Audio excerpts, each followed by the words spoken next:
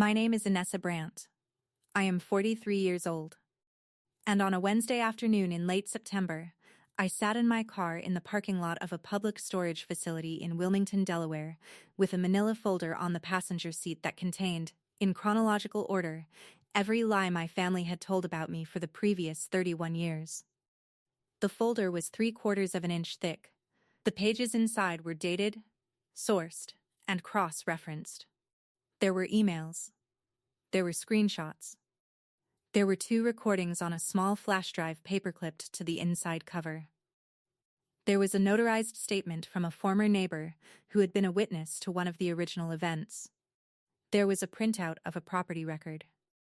There was a copy of a will. There was, in a small sealed envelope at the back of the folder, a single handwritten note from my grandmother, written 6 weeks before she died, that I had not opened until that morning. I had spent 11 months building the folder. I had built it with the meticulous patience of a woman who, by professional training, builds research dossiers for a living. I am a librarian. I am, more specifically, a research archivist at a regional historical society. I spend my days helping graduate students locate primary source material in collections that have not been digitized. I am very, very good at finding what people have tried to hide. 11 months of evenings. 11 months of weekends. 11 months of slow, calm, methodical work. Phone calls to estranged relatives. Drives to small county courthouses in 3 different states.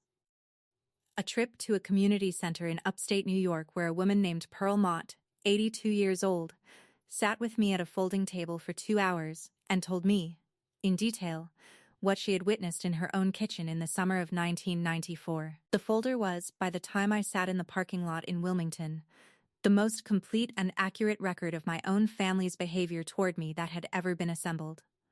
It was unimpeachable. It would, if I had chosen to use it, have ended my mother's standing in her church, ended my brother Lothar's marriage, ended my Aunt Mercia's social life in 3 counties, and ended, irrevocably, the family unit my parents had spent 4 decades constructing in the eyes of their community. I sat in the parking lot with the folder. I had the key to my storage unit in my pocket. The storage unit was inside the building in front of me. The storage unit was small. It was a 5x5 climate-controlled box on the 2nd floor of a clean concrete facility, accessible by keypad, lit by motion sensor LEDs that came on when you walked down the hallway. I had rented the storage unit 8 months earlier, when the folder had begun to outgrow my apartment. I sat in the parking lot for 43 minutes. I had timed it later.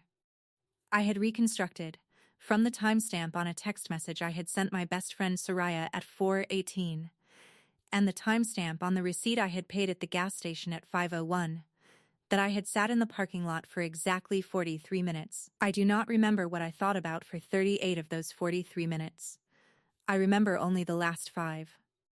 I remember the last 5, because the last 5 were the minutes in which I made the decision I had spent 11 months not yet making, even though I had known, somewhere in my interior life, that the decision had been waiting for me since the night I had begun the folder.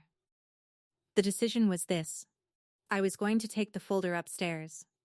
I was going to place it inside the storage unit. I was going to lock the storage unit. I was going to walk back down to my car. I was going to drive home. I was not, that night, going to send a single page of the folder to a single person. I was not going to email it. I was not going to print copies for the family Christmas gathering. I was not going to leak it to my mother's pastor. I was not going to mail it anonymously to my Aunt Mercia's bridge club. I was going to do, with the folder, the one thing my family had never expected and never accounted for. I was going to do nothing. And then I was going to walk away from all of them. Quietly, without a confrontation, without a final email, without a Thanksgiving showdown, without any of the satisfying public moments that other people might have arranged at the end of a story like this one. I was going to disappear from their lives. I was going to let them spend the rest of their natural existences wondering whether I knew, and whether I would ever tell, and whether the absence of me from the holiday card list, from the family text chain, from the wedding invitations of their grandchildren, was a thing I had decided alone, or a thing I had decided in concert with other people who were also leaving. I was going to let the folder do its work by existing. By being known to exist. By the fact that, somewhere in Wilmington, in a small concrete box on the second floor of a storage facility, the truth was waiting, in a manila folder, in my handwriting, with the recordings paper-clipped to the inside cover, and that if my family ever pushed past a certain threshold of denial or harassment, the folder would emerge. The folder did not need to come out for the folder to be powerful. The folder needed only to be possible. The folder was the deterrent. The folder was not the weapon. The weapon, in the end, was my willingness to leave without using the weapon. Welcome back to Calm Drama Stories, where ordinary women face impossible families and walk out with their dignity intact. If you have ever spent your life waiting for the moment of confrontation, the moment of vindication, the moment when the people who hurt you finally saw what they had done, and then realized, slowly, that the moment was a fantasy designed by other people's stories, and that there was another way out, and that the other way might be the only real way out, this one is for you. Drop a comment, tell me where you're listening from, and be sure to subscribe. I want to tell you first what was in the folder. I will not tell you all of it. Some of it belongs to me, and to the people who trusted me with it, and I am not going to put it on the internet. But I will tell you the shape of it. Because the shape of it is what made the decision in the parking lot the decision it was. The folder documented in chronological order 31 years of a coordinated family narrative in which I had been recast as the unstable, dramatic, unreliable member of a family that was, in its public-facing presentation, otherwise stable, restrained and exemplary. The narrative had been built around a series of events in my childhood and adolescence that had in fact happened to me, but that had been described by my mother and by my Aunt Mercia, and eventually by my brother Lothar, as things that had not happened, or as things that had happened in different ways, or as things I had imagined, or as things I had exaggerated, or as things that were the product of my own difficult temperament, rather than the product of what had actually occurred. The narrative had begun when I was 12. The narrative had been refined over the next 3 decades into a polished social document that could be deployed at family gatherings, at church functions, at neighborhood barbecues, and at the rare moments when someone from outside the family pressed too closely about why I had moved away at 19 and rarely came back. The folder contained the proof that the events I had described as a child and a teenager and a young adult had actually happened. Pearl Mott, the 82-year-old former neighbor, had witnessed one of them. A retired pediatrician named Dr. Kowalczyk had documented another, in a chart note from 1996 that I had obtained through a careful and legally permissible records request. A cousin of mine named Yusuf, the son of a long-estranged aunt, had emailed me, after my initial outreach, with a 4-page letter detailing what he had been told by his own mother about events that had happened in our extended family in the late 1980s. A property record from a county courthouse in Maryland had confirmed a transaction that my mother had, for 30 years, claimed had not occurred. The recordings on the flash drive were the most painful. They were 2 phone conversations I had recorded legally, in a single-party consent state with my mother and my Aunt Mercia, separately, over the course of the previous spring. In each conversation, I had asked them, gently, to confirm a specific detail of a story they had told for decades. In each conversation, they had confirmed the story, and then, in each conversation, they had begun to elaborate on the story.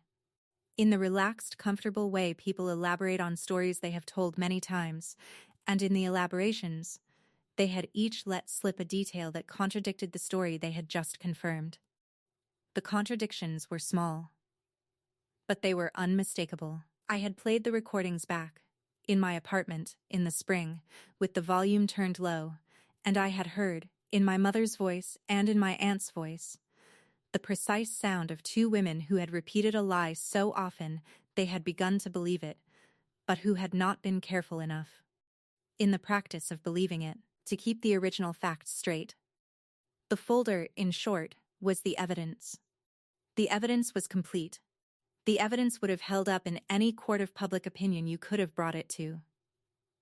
The evidence, if I had chosen to deploy it, would have been the most documented case of intra-family false narrative I had ever encountered in my professional life, and I have, in my professional life, encountered a great many of them. The folder was lethal. The folder was waiting for me to use it. I did not use it. To understand why I did not use it, I have to tell you who I was 11 months before the parking lot. I have to tell you the version of myself who began the folder, and the version of myself who finished it, and the small slow shifting that happened between the two versions across those 11 months. The shifting was not what I expected. The shifting was, in fact, what made the decision in the parking lot the only decision I could make. I want you to understand the shifting, because I think it is the part of this story that might be useful to you if you are watching this video and you are sitting on your own version of a folder. I started the folder in late October of the previous year. I started it on a Sunday night, around 11 in the evening, after a phone call with my mother in which she had, in the casual rhythm of one of her weekly catch-up calls, mentioned to me that my cousin Florian, my Aunt Mercia's son, was getting married in May, and that I was not invited. She did not phrase it that way. She phrased it gently. She said, "Mercia and I have been talking, and we think it would be best if you sat this one out, given everything." She said given everything the way she had been saying it for 31 years. She had developed, over those 3 decades, an entire grammar built around the phrase given everything. Given everything, it would be best if I did not attend my grandfather's 80th birthday party. Given everything, it would be best if I did not give a toast at my brother Lothar's wedding. Given everything, it would be best if I sat in the back at my own father's funeral. Given everything. Given everything. Given everything. I had, for 31 years, accepted given everything as the price of remaining in some peripheral way connected to my family. I had paid it. I had paid it because I had been raised to believe that the alternative was worse, and because my mother had carefully constructed, throughout my adolescence and my 20s, a narrative in which any pushback from me on given everything would be experienced by the family as a confirmation of the thing the family had been saying about me all along, namely, that I was dramatic, unstable, and difficult. I had paid given everything at 21, when my grandmother had died and I had been seated, at the funeral, in the 3rd row, with my mother's instruction not to come up to speak. I had paid it at 26 when my brother had married and I had not been included in the wedding party despite being the bride's friend, before the bride had ever met my brother. I had paid it at 30 when my father had had his first heart attack, and my Aunt Mercia had called me to inform me, in a tone of pleasant practical efficiency, that the family had decided it would be best if I did not come to the hospital because my presence would upset him. I had paid it at 35 when my father had died, and I had been allowed to attend the funeral but had been informed, by my mother, that the receiving line was being kept small, and that I was not expected to stand in it. I had paid, given everything for 31 years. I had paid it, because I had not had the documentation to refuse to pay it. I had had, in my own memory, the events that had happened to me. I had had my own knowledge that the events had happened. But I had not had, in any portable form, the proof. And in a family where the consensus narrative was that the events had not happened the way I remembered them, my own memory had been, for 31 years, an insufficient currency. The Sunday night phone call, about Florian's wedding, was the moment something broke. Something broke not loudly. Something broke quietly. Something broke in the way a small bone breaks when you have been carrying a weight for too long, and the bone does not announce itself with a snap. The bone simply stops being load-bearing. After I hung up the phone with my mother that night, I sat at my kitchen table for about 40 minutes, and I did not cry, and I did not call anyone, and I did not write anything down. I simply sat there, and at the end of the 40 minutes, I had decided something, without quite knowing I had decided it. I had decided that I was going to spend the next year of my life acquiring the documentation. Not because I planned to use it. I did not, at that moment, have a clear plan for what I would do with it. But I had decided I was going to acquire it. I was going to become, for once in my life, the keeper of the record about my own life. I started, that night, by opening a new document on my laptop and writing down, in chronological order, every event I could remember that the family had subsequently distorted, denied, or rewritten. I wrote for 4 hours. I went to bed at 3 in the morning. I woke up at 7. I went to work. That evening, I started looking for Pearl Mott. The 11 months that followed were the most disciplined 11 months of my adult life. I have always been a disciplined person. I have always been the kind of woman who keeps her receipts and reconciles her checkbook and arrives at appointments 15 minutes early. But the 11 months of the folder were a different order of discipline.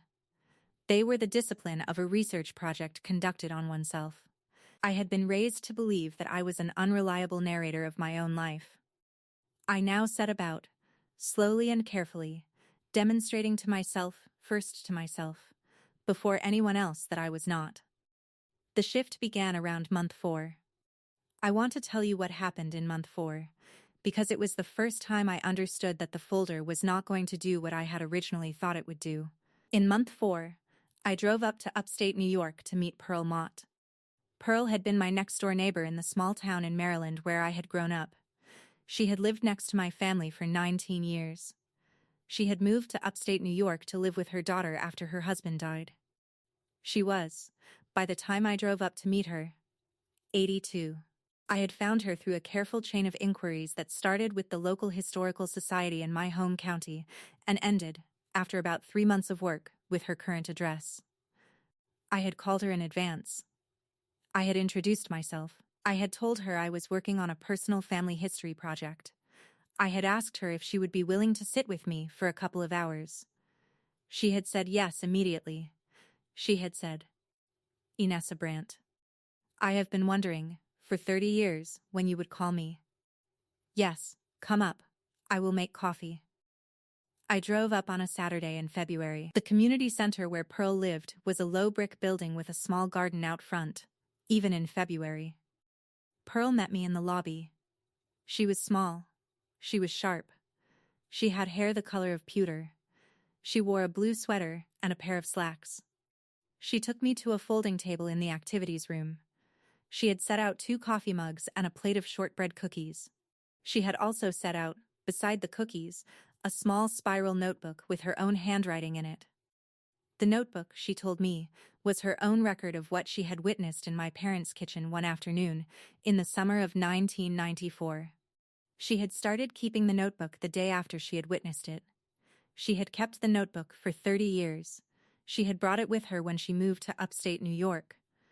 She had not, in those 30 years, told another living soul what was in it.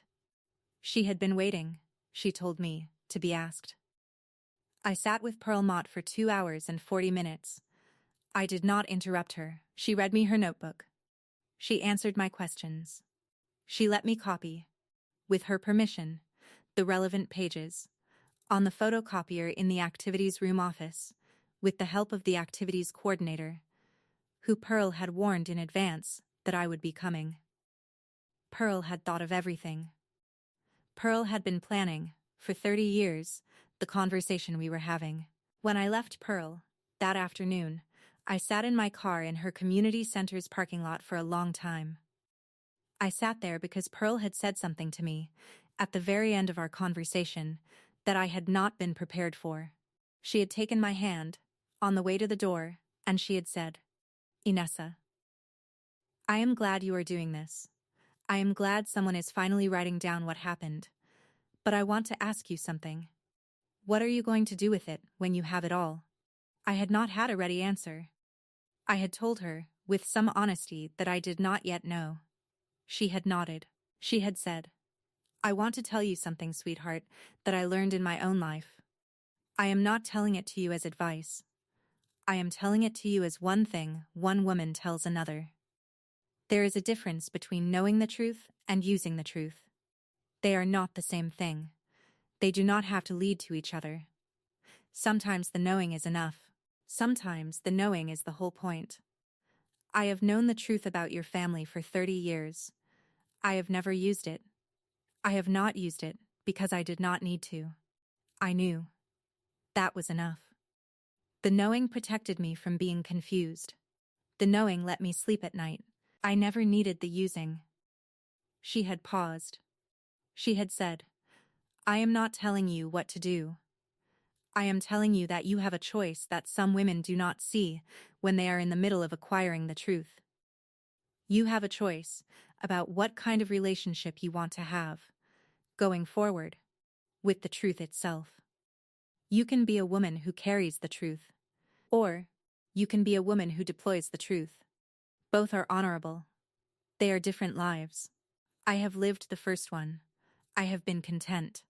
Whatever you choose, sweetheart, choose it with your eyes open. She had kissed my cheek. She had gone back inside. I had sat in my car for an hour. That was month 4. The folder, after month 4, took on a different shape in my interior life. I did not stop building it. I built it for 7 more months. But I built it with a different question in mind. I was no longer building it to deploy. I was building it to know. The deployment, I had begun to understand, was going to be a separate decision, one I would not make until the folder was complete, and I had time to sit with the completion. By the end of month 11, the folder was complete. The recordings were complete. The notarized statement was in the folder. The property records were in the folder. The will was in the folder. Everything I had been able to acquire had been acquired. I had nothing more to add. I held the folder in my hands, on a Tuesday evening in late September, on my kitchen table, and I felt, for the first time in 31 years, the small clean weight of being a woman who was not crazy. I knew. I knew everything. I knew the dates. I knew the witnesses. I knew the contradictions in the stories. I knew the shape of what had happened. I knew, in detail, which member of my family had said which thing, when, to whom, and why. I knew it all. I sat at my kitchen table with the folder, and I drank a cup of tea, and I let the knowing settle into me, for the first time, as a fact rather than as a hypothesis. The next morning, I drove to the storage facility in Wilmington. I sat in the parking lot. 43 minutes. I want to tell you what I was sorting through in those 43 minutes, because the sorting was the work that produced the decision, and the decision was the only decision that turned out to be available to me. I had been planning, for several weeks, a specific use of the folder. The plan was elegant. The plan involved Thanksgiving. My family was hosting Thanksgiving that year at my mother's house. I had been invited. I had been invited as always, with the given everything caveat given everything. My mother had said, it would be best if I came late and left early, to minimize what she called stress on Aunt Mercia. I had said yes. I had said yes because I had not yet decided not to deploy the folder, and Thanksgiving had seemed, for several weeks, like the natural deployment moment. I had imagined it carefully. I had imagined arriving at the house. I had imagined waiting until after dinner. I had imagined standing up in my mother's dining room, with everyone present, and placing the folder on the table, and reading aloud, calmly and without emotion, the table of contents. I had imagined the room going silent. I had imagined the faces. I had imagined my mother's expression. I had imagined my Aunt Mercia trying to interrupt me. I had imagined my brother Lothar saying nothing. I had imagined the moment. I had been rehearsing the moment, in my head, for 2 months. In the parking lot in Wilmington, I sat with the rehearsed moment. And I did something I had not, in 2 months of rehearsal, allowed myself to do. I sat with the moment after the moment. I sat with the moment in which I had finished reading. I sat with the moment in which the room was silent. I sat with the moment in which my mother had to either deny what I had said in front of 40 witnesses, or admit it. I sat with the moment in which my Aunt Mercia turned to her own husband for support and saw him looking at the floor. I sat with the moment in which my brother Lothar's wife realized, in real time, that she had married into a family she had not understood.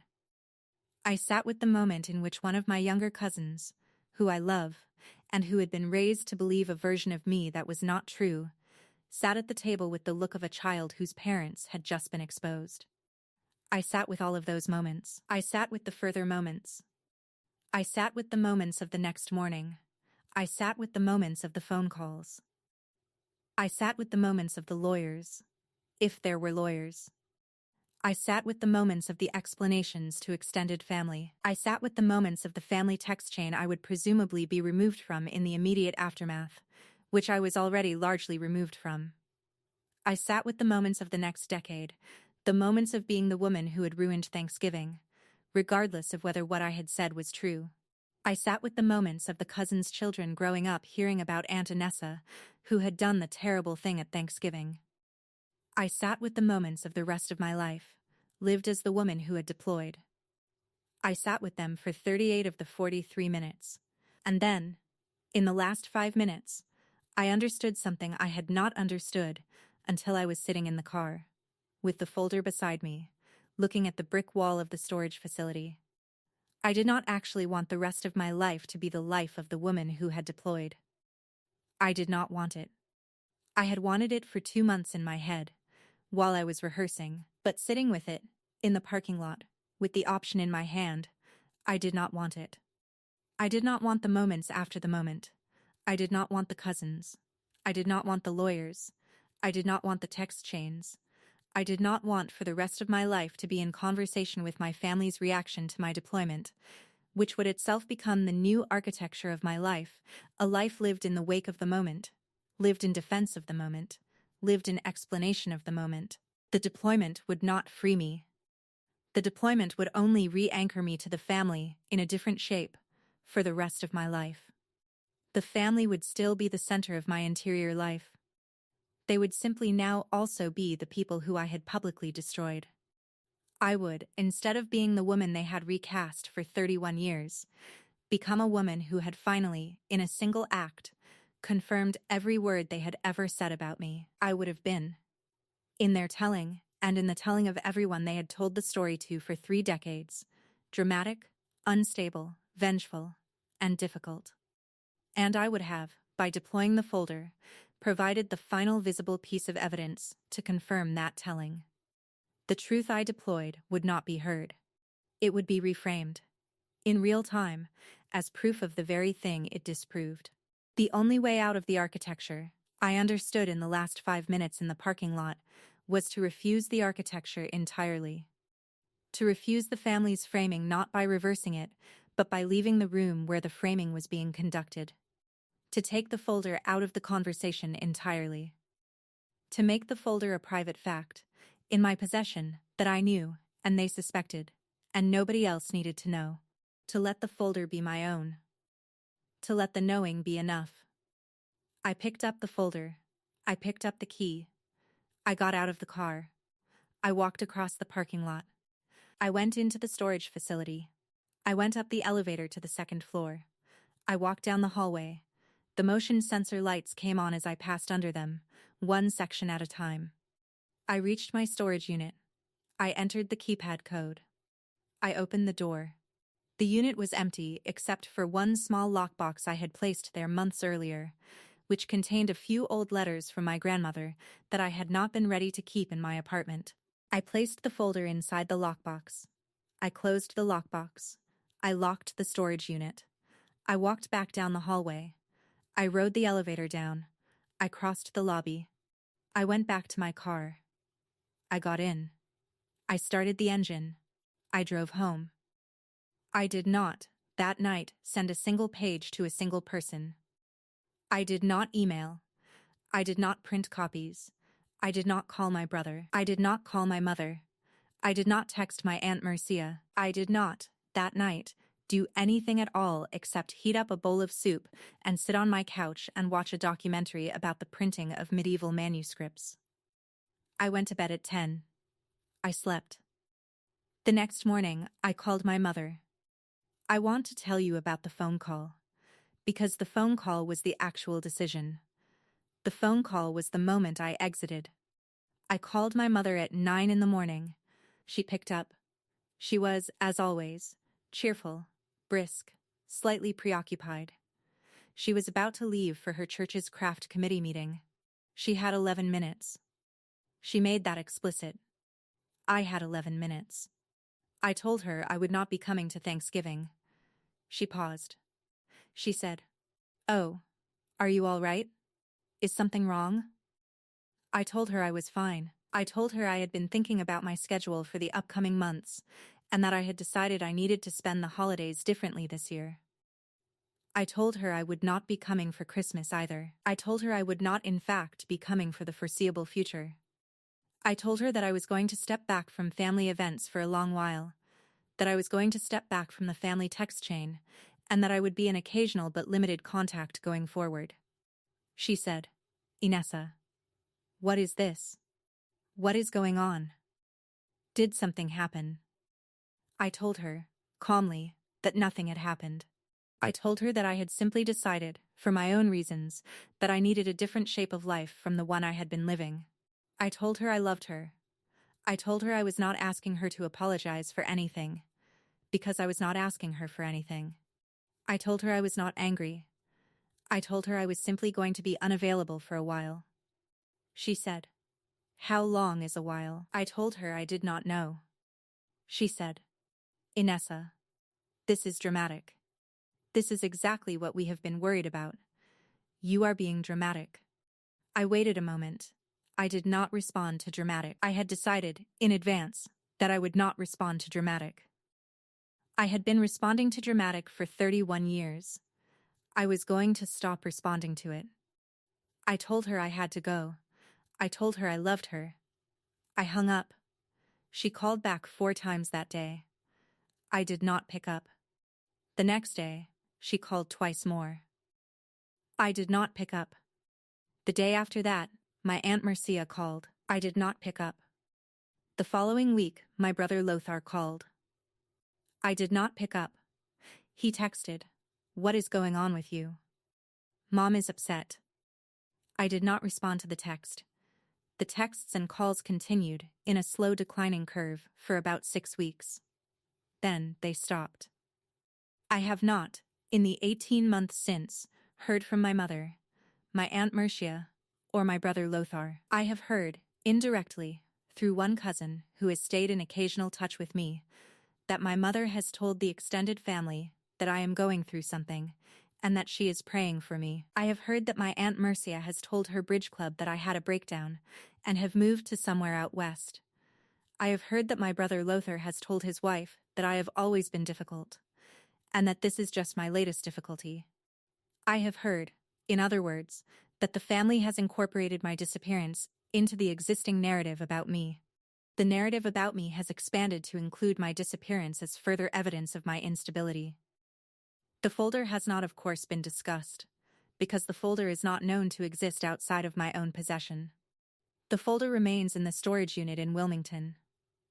I have visited the storage unit 3 times in the past 18 months, to add small things, a few more letters, a new email from a relative who reached out to me unexpectedly last spring, a photograph I had not previously had in my collection. The folder grows, slowly, in the way collections grow when you stop trying to deploy them. I want to tell you what the past 18 months have actually been like, because I do not want to romanticize them. They have not been easy. They have been the hardest 18 months of my life. I want to be honest with you about that. The hardest part has not been missing the family. The hardest part has been missing the version of myself who had a family. I had spent 31 years organizing significant portions of my interior life around the family, around the upcoming holidays, around the weekly calls, around the strategic planning of which events to attend and how long to stay, around the constant background project of managing my reputation within the family. The management had cost me an enormous amount of psychic energy, but it had also been, in its way, a structure. The structure had been familiar. Removing the structure had left a kind of empty room in my interior life that took months to figure out what to do with. I filled the empty room slowly. I filled it with other things. I started a weekly dinner club with 3 friends from work. I joined a community choir, which I had wanted to do for years and had never made time for. I took a pottery class at the local community college. I started seeing a therapist for the first time in my life. I had avoided therapy for 31 years because I had been raised in a family that did not believe in it, and because I had been afraid that a therapist would, like everyone else in my life, conclude that I was the difficult one. The therapist did not. The therapist said, in our third session, Inessa, you have built a very thorough record of your own reality. You do not need me to validate it. You need me to help you build a life that does not require you to keep proving it to anyone. That has been the work. 18 months of work. Building a life that does not require the folder. Building a life that is, in fact, lived past the folder. The folder is in the storage unit. The folder is not in my apartment. The folder is not, anymore, in my body. The folder is somewhere in Wilmington, in a lockbox, doing its quiet work of simply existing. I do not need it anymore. I have not needed it for over a year. But it is there. It is there if I ever need it. It is there if my family ever decides, at some future date, to escalate from passive disappearance narrative into something more active, into something that targets my reputation in places where my reputation matters. If they do, I have the folder. The folder, if deployed at that point, would be deployed against a specific act, not against the family as a whole, and it would be deployed surgically, by an attorney, in a forum that did not require me to perform anything publicly. The folder has, in this sense, become an insurance policy. It is not a weapon. It is a deterrent. It does its work by being possible.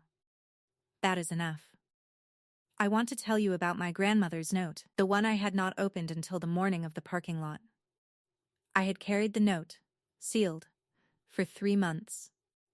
My grandmother had given it to me 6 weeks before she died, in the hospital, in a small white envelope with my name on the front. She had told me, with a faint smile, to read it when I knew what I was going to do about the family. I had not then understood what she meant. I had taken the envelope. I had put it in my desk drawer. I had not opened it for 10 years, until the morning of the parking lot, when I had taken it out, sat with it for a long moment, and opened it. The note was short. It was in my grandmother's clear sloping handwriting.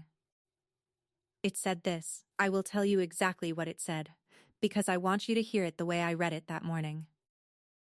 Inessa, you were the one in this family who saw clearly. I knew it when you were 8. I knew it when you were 13. I knew it when you were 19 and left home and did not look back. I have been waiting, all of these years, for you to understand that seeing clearly is not the same as being heard. Seeing clearly is its own reward. You do not need them to acknowledge what you saw. You only need to keep seeing. I am so proud of you. I have always been so proud of you. I am sorry I did not say it more often when you were small. I was raised in a family that did not say it. I am breaking the rule by writing it now. Read this when you are ready. Burn it when you are done. With all my love, Grandma. I read the note in my car. In the parking lot. On the morning of the day I made the decision. I read it 3 times. Then I did what my grandmother had told me to do. I did not burn it. I could not burn it. I put it in the folder. The folder was, after that morning, complete. The note, more than anything else in the folder, was the thing that decided the parking lot. The note was the thing that allowed me to understand that I was not the first woman in my family to have seen clearly. My grandmother had also seen clearly. My grandmother had seen, for the entirety of her own marriage and the entirety of her motherhood, exactly what was happening in our family. She had not been able to stop it. She had been a woman of her generation. She had been a woman who had been raised, like every woman in my family before her, to absorb the family's narrative and to hold her own counsel. She had held her counsel for 63 years. She had let me know, in a short note delivered 6 weeks before she died, that she had seen what I had seen, and that she had been proud of me for not letting the family unsee it on my behalf. She had not asked me to deploy. She had told me to keep seeing. She had told me that the seeing itself was enough. I have been keeping the seeing. I am keeping the seeing now. I want to tell you, in closing, about the costs. There are costs. I am not going to lie about that. There are costs that I think about often, and that I sit with carefully, and that I would not want anyone watching this video to be unaware of, if they are considering a similar decision in their own life. I will not, unless something changes, see my mother again. She is 68. She is in good health. She will probably live another 20 years. I will not be in those 20 years. I will not be at her 70th birthday. I will not be at her 75th. I will not be at her funeral. The funeral will be conducted by my brother Lothar and my Aunt Mercia, and the eulogies will be given by them and by my cousins, and a story will be told about her life, and the story will not include me, except as the absent daughter who had her struggles. I have made my peace with this. I have made my peace, because I have decided that the cost of being present in her funeral, at the price of being present in the family's ongoing narrative about me for the rest of my life, is too high. The price of attendance is the absorption of given everything. I am not paying it anymore. I will not see my brother Lothar's children grow up. They are 8 and 5 now. They will not know me. They will know, when they are older, that they had an aunt who disappeared. The story of why she disappeared will be told to them by their father, who will tell them his version of it. I cannot prevent that. I have made my peace with it, because I have decided that the cost of being in their lives, at the price of being managed by my brother for the rest of my time on earth, is too high. I will not, presumably, ever know what my mother thinks happened. I will not have the conversation I imagined for 31 years. I will not get the apology. I will not get the recognition.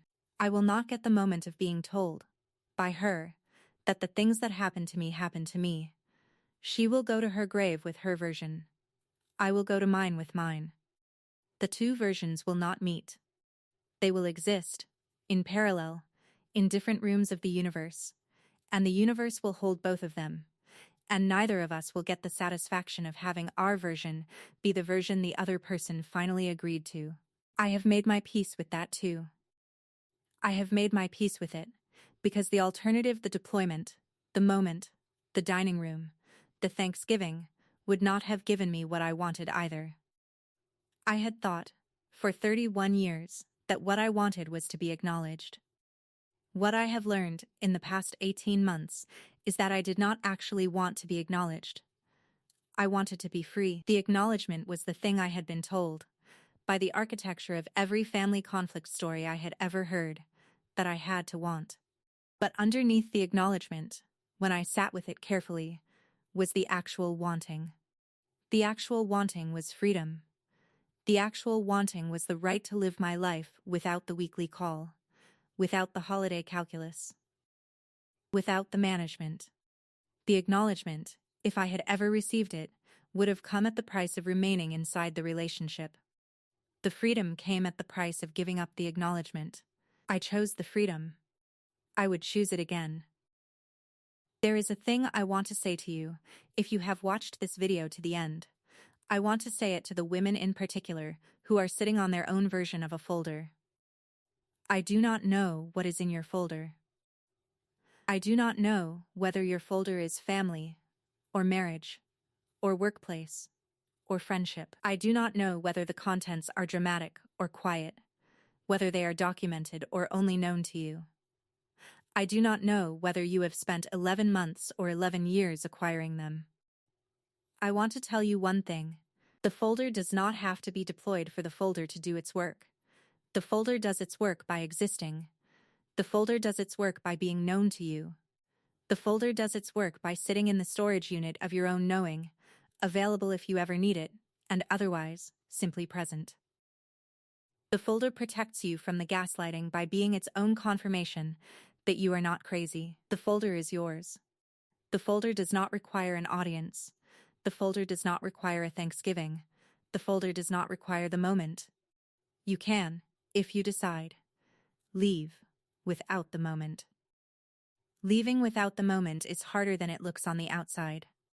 Leaving without the moment requires the slow, patient internal work of releasing the fantasy of acknowledgement. The fantasy of acknowledgement is, in many cases, the last tether holding you to the relationship that hurt you. The fantasy is the thing that keeps you returning, holiday after holiday, hoping for the moment. The fantasy is the trap. Releasing the fantasy is the actual exit. I am not telling you what to do. I am not Pearl Mott. I am not your grandmother.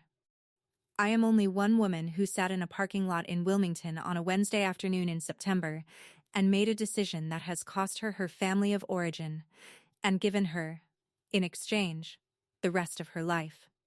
The exchange was favorable. If you are considering a similar exchange, I want you to know it can be done. It can be done quietly. It does not require a deployment. It does not require a performance. It requires only a phone call of 11 minutes, in which you do not raise your voice, and a series of unanswered follow-up calls in which you do not justify yourself. It requires a long, slow patience with the absence that follows. It requires, ultimately, the willingness to be misunderstood by the people who would have misunderstood you anyway, for the rest of their lives. You can be misunderstood. You will survive it. The misunderstanding will not kill you. The misunderstanding will, in fact, be the precise shape of your freedom. That is my story. A folder. A parking lot. A grandmother's note. 18 months of choir practice and pottery classes and weekly dinners with friends who actually see me. A storage unit in Wilmington. A lockbox. A knowing that no longer needs to be deployed. If this reached you, share it with someone who needs to hear it. Drop a comment with the words "the knowing is enough" if you have ever sat with your own version of a folder. Hit subscribe so you don't miss the next story. I'll see you in the next one. The storage unit is still there, by the way. I paid the annual fee last month. The folder is still inside. The folder will be inside for as long as I need it to be. I do not need it. I have not needed it for over a year. But it is there. That is enough.